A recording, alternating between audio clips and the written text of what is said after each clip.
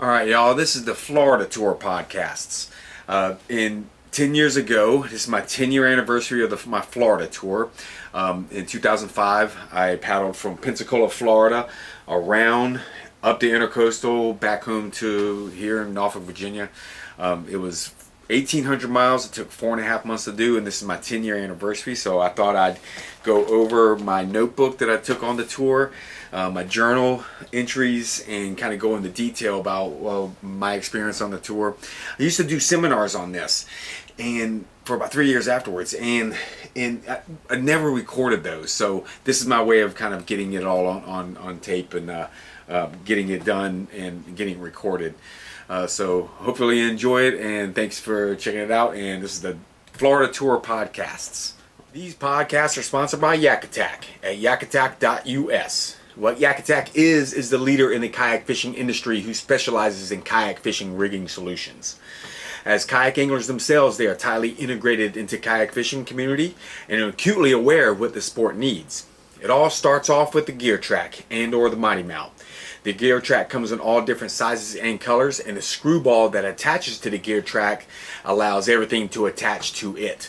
So what that is a variety of rod holders and camera mounts for your still cameras and your GoPros. Your light poles with the day flags that folds into the flag. Your fish finder mounts, and your black pack crate system. All of Yak Attack's products are made in the USA. This podcast is also sponsored by my DVDs at kayakkevin.com. The Kayak Fishing in Chesapeake Bay series and the Bay Tour DVD. The fishing DVDs are broken up into a trilogy. Number 1 is an intro into the fishery, has a full year's worth of footage from more of the larger fish targets of the lower Chesapeake Bay. The instructional sequels are broken up into 2 parts, the warm water and the cold water species. Number 2 is the warm water species with detailed instruction on the rigs and the fishery itself, spanning from the red drum at the shoals, flounder and the summer species at the Chesapeake Bay Bridge Tunnel, and sight casting, the red drum and striper. Number 3 has a detailed instruction about the cold water species, the tautog and the eastern shore striper fishery. The Chesapeake Bay Tour DVD is a 6-week, 600-mile tour I did around the Chesapeake Bay in 2010, kind of filmed in a Survivor Man style, showing everything I do and look for when I'm on a long-distance tour. All of these DVDs are available at kayakkevin.com. It's kayakkevin.com and Yak Attack at yakattack.us. Alrighty, y'all. What's up? It is podcast number 70. It is October 22nd, 2015. This is the Florida Tour Podcast number part 8. This is going to be Charleston to Wilmington. Charleston, South Carolina to Wilmington, North Carolina. Getting out of the Georgia Bight now. The tides are starting to get more equaled out to that 4-foot range. That's kind of normal around here. And Charleston's here into here. So where this is on the big map, if you're looking, I'm almost home. This will probably be the next to the last Florida Tour podcast, because starting out right, here's Charleston right there, and home is right there. So I'm going to take you as far to here, and then the rest of the way will be the next time. So coming into Charleston, I come around, remember I came through, coming around and going here to a marina, shower up and all that good stuff. Come out here to Capers Island, that's Jules Island, Capers Island right here, camp out right here. And that night, you know, it was a what's going on with there? You know, the critters that you get into when you're on tours like this. It depends on where you go. You know, of course, if I was in the mountains, I'd be dealing with bears and stuff. But you know, I'm dealing with here south. I would always take a weapon because I was always scared of wild boar. It's probably one of the main fears for me on land, besides people, is wild boar coming in and get me while I'm in my tent. Alligators not so much, but that one's coming up. But here in the middle of the night, I hear a rumbling, a rustling in my kayak. My kayak's just not, right there at the foot of my tent. Mosquitoes everywhere, so I look up and hit my flashlight on it, and a raccoon has got his arm inside my hatch, where it's just he's lifted up my hatch, got his arm inside my hatch, just scurrying around trying to grab whatever. And I yell at him, I go, "Hey!" And he looks up, and he sees I'm in my tent, and he sees me, he sees the light on me, he's like, "Fuck it, he ain't coming out of this tent." He goes back to scrambling, and he's right, I wouldn't get out. There's mosquitoes all over the place, there's no way I was getting out and chasing him down. And I yell at him, try to scoot up and try to scare him off, and he pulls out my bag of Skittles. It's in a Ziploc bag, the bag's inside of a Ziploc bag. He pulls out my Skittles and takes off over to Doom with them. And I was like, damn, he just robbed me of my Skittles. But that was, and the next morning, I went and followed his track over to Dune, and he even didn't finish my Skittles. He only ate a little bit of them and then left the rest. But so I picked up his trash and then gave him the Skittles. But yeah, so that was the raccoons right there. And in the Everglades, I think if I didn't mention it before, that was the thing about the water bottles. You have to keep your water bottles inside your boat because there's no fresh water, and raccoons would bite through your water bottles to get to your fresh water. So even there, and even on my Virginia tour, foxes. There were foxes on the island, so I would have to put all my trash and anything inside because they'd shred up and tear up anything. I had foxes on, if you had the DVD, all over my boat one night. They were just looking. But the next morning, I had to wait for some current. As I got going, saw a lot of dolphin knocking bait out of the water. And, here's the intercoastal right here. So it wasn't that far to get right back. I was just waiting for the incoming to keep on going. And saw some reds going through here. I think I sighted some. I didn't get any hooked, but this is where I caught one first time. Now, what I was trying to do here was,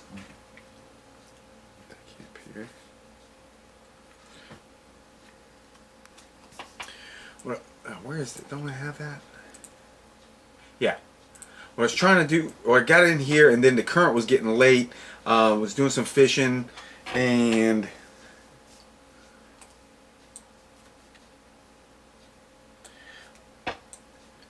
so as I got going, it was getting late, and I'm trying to find this one little dock thing that I camped out on. Through here, it's not a lot of camping areas. It's real. What I should have done is gone on the outside. Like, of course, if I do this again next time, I'll go on the outside of here because it looks like there's some cool spots here like that. Real shoaly through here. But I was going through the intercoastal and had a lot of current against me. Here it is, right here. Is that it? That's not it. But so had all this current against me. And there's not a lot of spots in here to camp. I mean, a few spoil spots, but most of those were not out of the water all that well at high tides. So, like I said, I should have went on the outside. But what I did was, I found this spot right here, and it was a pier just on somebody's property. It's like they had a big property. I was looking for it here, but can't really find it. Where it's just a big property like this, and they just had a pier on it. And so I was just hanging out. It was getting really bad with the current. And what's weird about these spots, and it affected me the next day too, was this is a man-made cut through here, and man-made cuts have a big time weird currents that move through. You see on the eastern shore, and the cut over there, it could be flowing one way on one side and one way the other side. Wind effects in these places are really bad, especially because there's so many inlets and stuff. So you have, if the wind's pushing one way, that current's going to push that way all day, even on an incoming or outgoing current. So that's what I was going through here. I was having some winds, but at the same time, I was getting all this current against me. So I wasn't going that far. I stopped and camped out right on this pier right here. So I just camped out right here. My boat's right here. Somebody did pull up that evening and just said, yeah, it was good to stay right here. And I just stayed way out here, less mosquitoes. It was a good spot. So the next day, what I was trying to get to was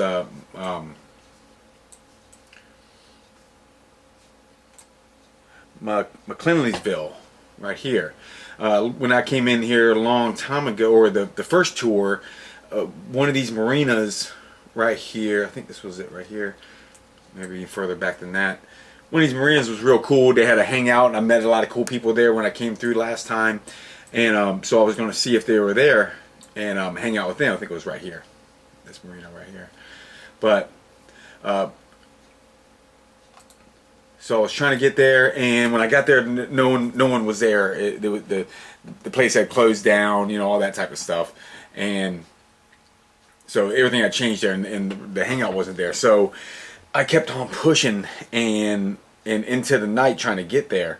And end up camping just on another dock like that, just somebody's dock out in the middle of nowhere.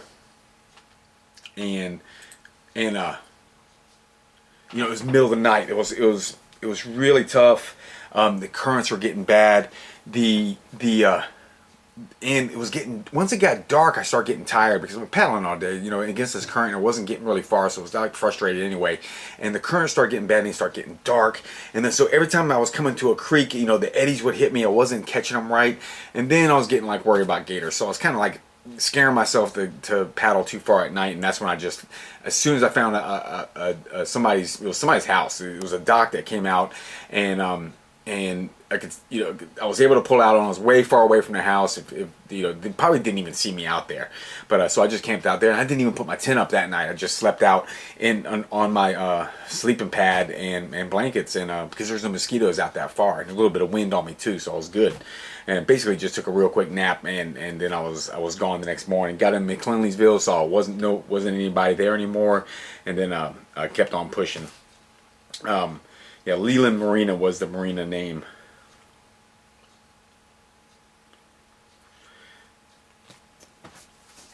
Let's see if that's going back.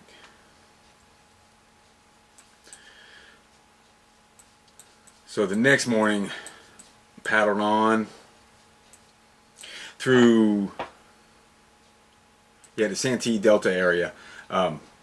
Pretty scary area. If some people's gotten through here and like gotten real confused through these areas, but as long as you know, it's real easy to stay on the paths. And there was some even a lookout tower, one of these fire lookout towers I wanted to get up in, but then I didn't because I didn't want to leave my boat down there. But kept on going, and on my first tour, I met the Starkles. The Starkles were it's a father and son team who in 1980 went down from Canada to the Amazon. It took them 2 years of doing a canoe, and I didn't know about them then. But on the morning on my first tour, they were coming south, going from New York to Miami on their canoe, as I was going north. And I just quickly chatted with them as they were paddling through, and they didn't want to stop because they were on a roll, but quickly chatted with them, and I found out who they were. So I kind of felt honored once I found out who they were to meet them on my first tour. So this was a little significance as I was paddling through here, remembering that, dodging gators the whole time this time. This was the most alligator infested area I've ever been in. I never saw maybe one alligator, two alligators in the salt water in Florida, and here this is straight up salt water. I mean, it's not too far from everything, and it was bad. It was dodging gators everywhere. They're hitting my boats. Hitting my boat as they were coming out, and so I paddled north up to Georgetown, South Carolina. And this street right here, Route 17 bridge, it's has some significance to me because the first tour, I know I'm hopping back and forth, but on the first tour, I had stopped. You know, this is real brackish water, and this is 15 miles inland. So here's the ocean. You know, it's 15 miles inland to this bridge where I was, and this is really red, brackish water.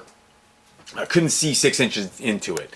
And I was taking a break underneath the bridge because the bridge is the only time you can get a break from the sun, and just eating, had my legs in the water, just chilling. And so I started paddling again, started going. A yacht came by going south as I was heading north. Instead of turning sideways and going over the yacht wakes and kind of rolling over them sideways, I just went straight over top of them. So my 16-foot boat slamming on the water every wave, and I slammed over 3 waves. Paddle a few more strokes. My left paddle goes in the water, hits sandpaper, and then thump, and my whole boat turns sideways. Back of my boat gets spun around like this. I'm going, what the fuck did I just hit out here in the middle of nowhere? Just paddling, and I look back and there's a shark out of the water. Got attached to my mouth on my boat, and she just slides back in. About a 6 foot bull shark, 7 foot bull shark, enough to jar me sideways. Well, it scared the shit out of me. I felt like I just get shot at. I had just gotten shot at and just got missed. Because if that shark was 6 feet ahead forward, she would have got my leg easily, because it's sit on top and my leg is right there. All she had to do is come up and grab, and could have got a kneecap. So that day I paddled on to the marina up north, but so I'm paddling into the spot again. It's getting a little bit later, so I just camp out right at the foot of this bridge, a really small beach right at the foot of the bridge. It was more over here, but something like that.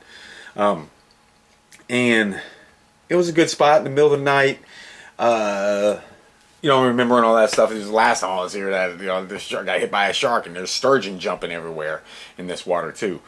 And so in the middle of the night, finally the Route 17 bridge just drops out. There's no traffic up there. It's finally really quiet, 'cause that's what sucks about camping out near a bridge. And it's cool, everything's nice and quiet and cool. I'm finally getting some sleep, and I hear a boo.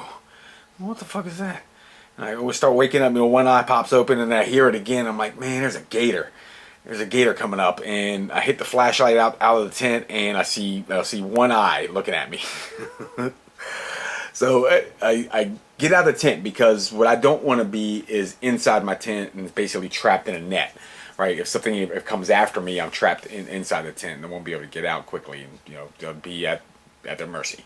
So what I was trying to do was get out and of course get as big as I can. I shine the light on me, and I shine the light on him, so he can see how big I am and how I can see him.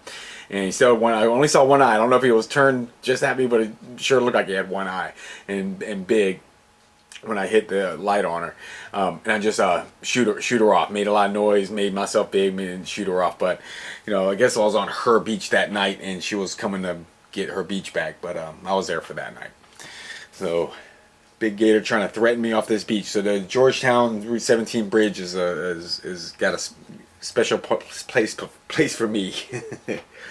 I head north.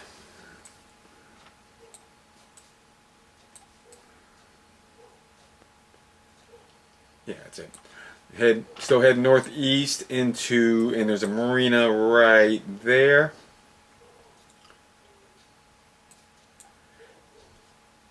One of these marinas right here, and this is where I take a little break.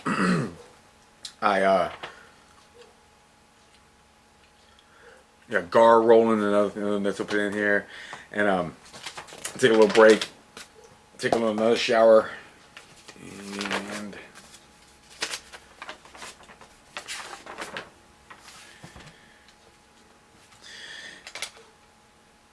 and I have enough, of course, enough of the day to paddle on.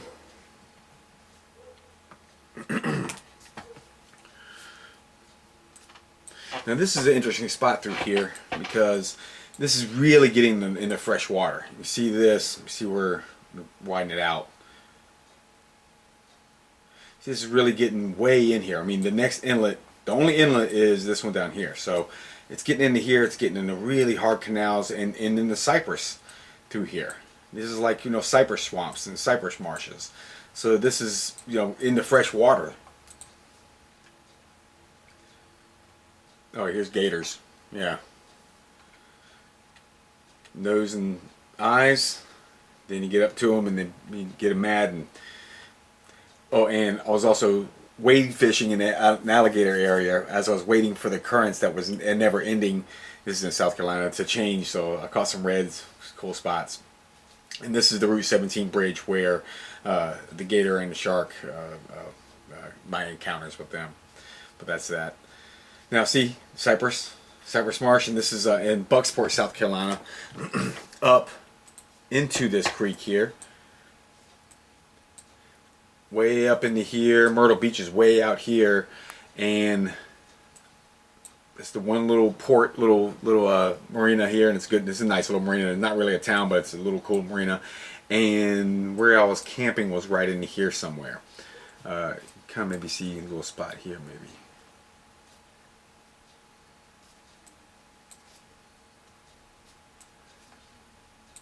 You get the idea. It's all trees, and you can see it right there. Just a little beach spot up in the trees and the brackish water. You can see on this is all red right here. And Bucksport was cool. It's a good stop. It's a good transient marina. And so, yeah. Next day, also wet sanding my kayak here. Had a little time and no winds on me, so I just take some wet sand, and I was getting actually barnacles growing in the scuppers. And this is, I'm moving every day. This is not sitting, this is moving every day. But I got barnacles sitting in the scuppers. Got this algae just growing on my boat, and I wet sanded my boat, probably, just wet washed it. Just took the sand and scraped off all that stuff. And I probably did that 3 times on the tour.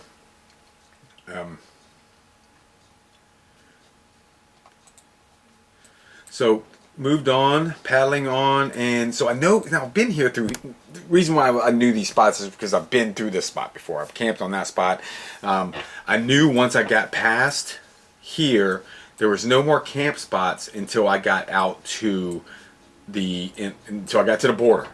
So the border's way out here, and I'm here. The next camp spots are not until way over here. Got currents, got winds, all those things are going to affect me, and I'm in a channel, so I got everything that's going to funnel. If I get a northeast wind, it's going to be shitty on me. And so that's what kind of happened. I started getting going, and it started getting bad once I started getting open water. And I started talking to some people and met Mike, his wife Beth, and their son son Dale. And whenever I meet somebody and they would invite me over and for dinner and stuff, and I would definitely do that, but I never wanted to sleep inside their house. It's not just sleeping inside their house, I just didn't want to sleep inside while I was on tour. My whole idea of being on tour is being outside the entire time. So I really wanted to sleep outside, so I slept in my tent. Plus, I have my boat right there. I never really far away from that boat, so it's always kind of weird. Just everything's right there. I know where everything is. I'm right there by my boat. I can see my boat on the dock, and I'll pull my boat on this dock and just camp out right in his yard. And hung out with them, had dinner, had drinks with them that night, and listened to some old records. It was actually Mahavishnu and I think some Zappa records. And I had a good time with them. They were awesome. And then the next morning, they were going to go out and wakeboard, and as I was getting going, Dale was coming by wakeboard, and it was pretty badass, flipping and everything. So that kid's probably close to being 30 at this point, right? So he was, he was 18, maybe 18, 17.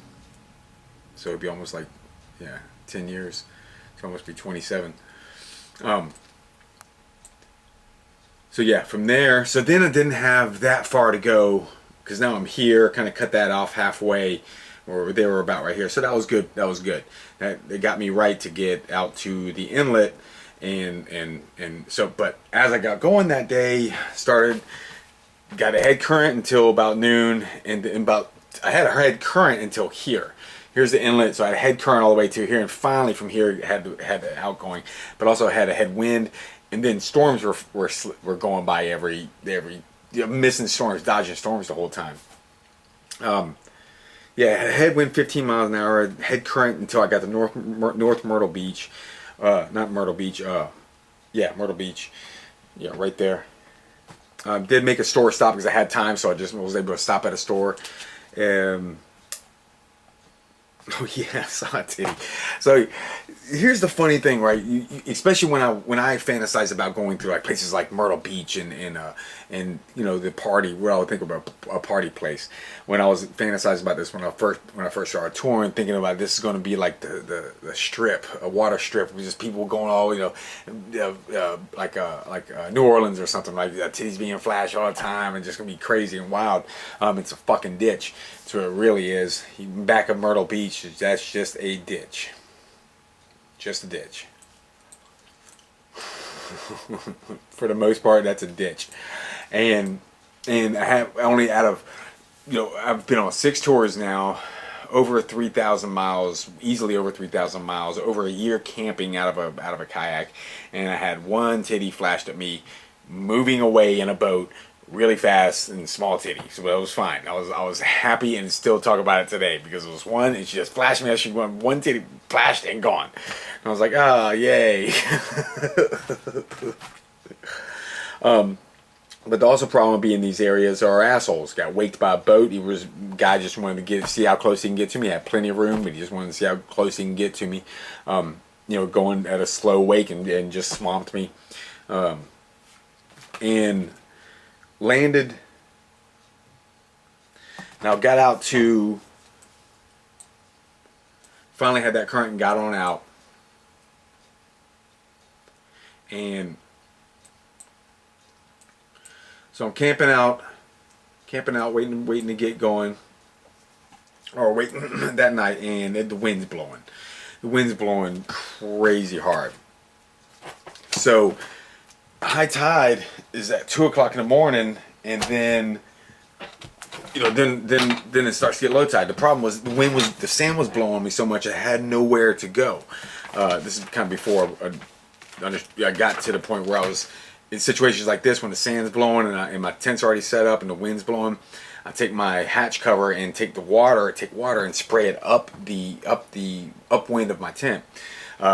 This time I just waited till 2 o'clock in the morning, wait for the tide to start coming down, and move my tent below the low tide line or high tide line.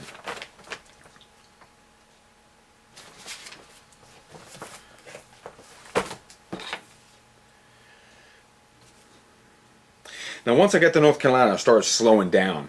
My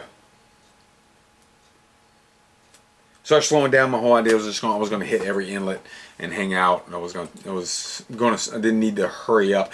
My whole idea about touring is just getting back before September, before the north winds start to happen.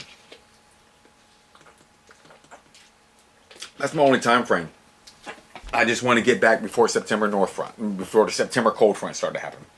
Because once those come through, you start having north winds for days at a time in September. I mean, it's not really cold yet, but those are the cold fronts that are coming from the north that turn the winds on, and it starts to get chilly, especially in Virginia and North Carolina as I get north. So my whole thing is just trying to get back before September. I was pretty good on time here. I didn't have to hurry up and really bust ass. So I really started slowing down once I started getting into North Carolina. I wanted to take my time and just hit every inlet and just take my time.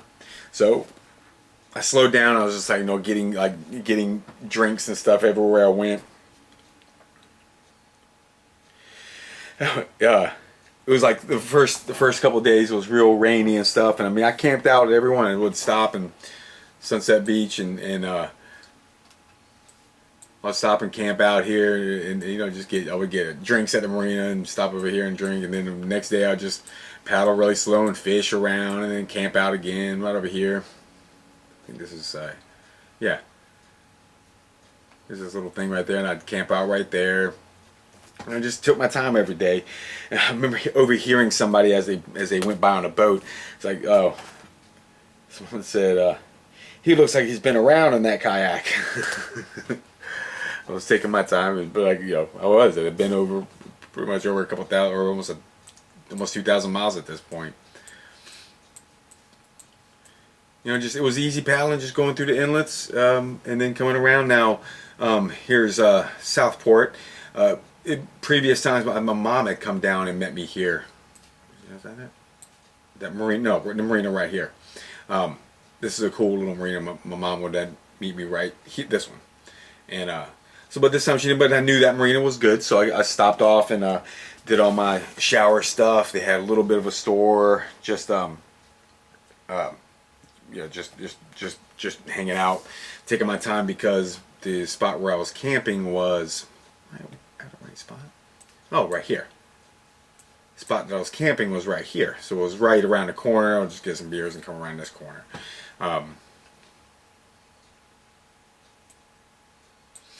And so this is the Cape Fear River. So, and of course I've been there before, so I knew what to deal with when the first time I did it, I was a little worried about crossing the Cape Fear River, but I didn't know what it looked like up in here and what the camp spots were going to be up in here. But it was all right because I was taking my time. I got through here. I was well rested. I knew how to cross it. There was a big spoil island right here. I knew where the channel was. I knew where I had to cross over, all that stuff at this point. So before I actually camped out here, but I knew that if I got through, that I could camp out on over here. So that's where my goal was, to get here for that day. And I made it through. And this is a neat little cut through here. I forgot what it was called. Is it right here? Damn. Something cut. Flat trap? Nope. Anyway, damn, I can't read it. Even with my glasses on, I can't read it. But, so again, I stopped out and stopped at this inlet. Again, I was just hanging out, hitting every inlet. Now, what was messed up about this is I was catching big pigfish. Now, I had cooking gear with me, had, you know, all the stuff with it, but it had been with me for a long time at this point, too. And my breading maybe had gone kind of bad, or something had gone bad, and maybe the oil had gone bad or something. But I caught some pigfish, cooked those up. Middle of the night, I got food poisoning and puking all that stuff up, so I got sick by food poisoning. And it was another thing. I kind of quit eating, quit cooking on trips, because it was just taking up space, and I basically quit doing it. But that was, yeah, that was that inlet.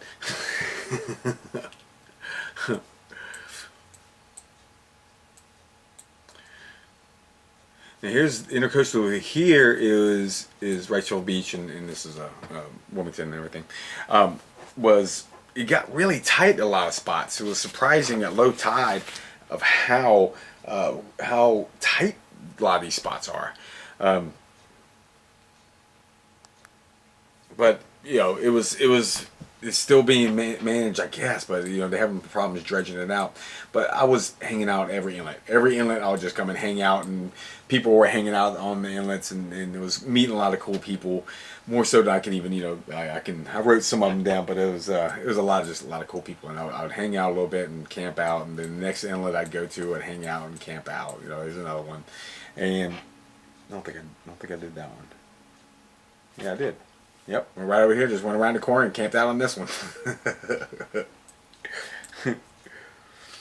And then is that Topsail? And then I met some folks on Topsail. Here it is, Topsail Beach. Yeah, I camped out here. Just awesome inlets. And go over here, camping out, met some people on Topsail, and then they told me where they live. It's like when a house in one of these spots right here. It's like, so I was able to paddle right into it, hang out with them, party with them all night. Next day, you know, hangover day. It didn't really get too far.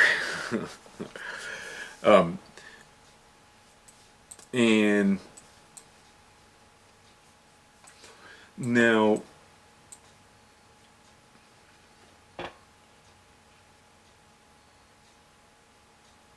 yeah. So it didn't get too far that day. I went right to,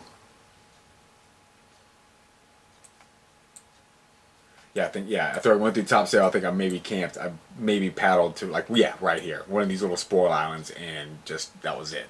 Yeah, I was getting, that was one thing that made me quit drinking, was I was getting too hungover to do anything the next day, even with just a couple drinks. And that's what my tolerance, after being a drinker and after slowing down and not drinking and then trying to drink like I used to, it just didn't work anymore.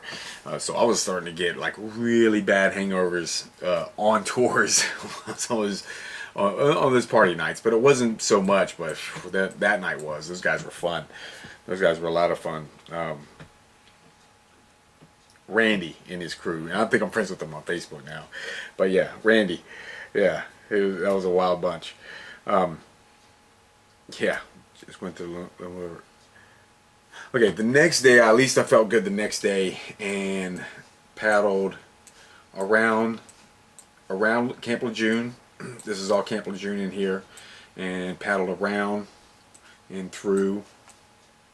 And this is a really cool area through here. I mean, it's unmanned because it's, it's actually it's a shooting ground through here, but there was a lot. It was kind of cool. You see a lot of tanks and stuff all set up for target practice with holes in them as you're paddling through. But that was cool because last time I went through, I skipped my first tour. I stopped because I ran out of money, and I actually had to stop. And I think I sold my pistol so I ended up skipping about 100 miles on the first tour. So this one this is all new to me on this one. And I hung out. My goal was to get to Swansboro here, where a friend of mine from high school, Jennifer Marshall, lived here in Swansboro.